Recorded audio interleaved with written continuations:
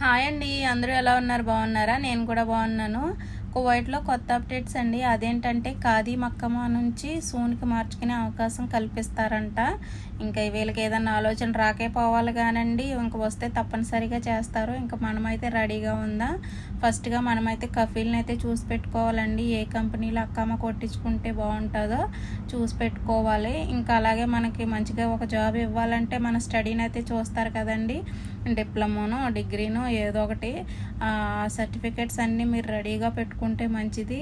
ఇంకా ఎప్పుడనేది డేట్ అఫీషియల్గా అనౌన్స్ చేయలేదు కాబట్టి వాళ్ళు అనౌన్స్ చేసిన వెంటనే మీరు ఫటాఫట్ మార్చేసుకోవడానికి అవకాశం ఉంటుంది.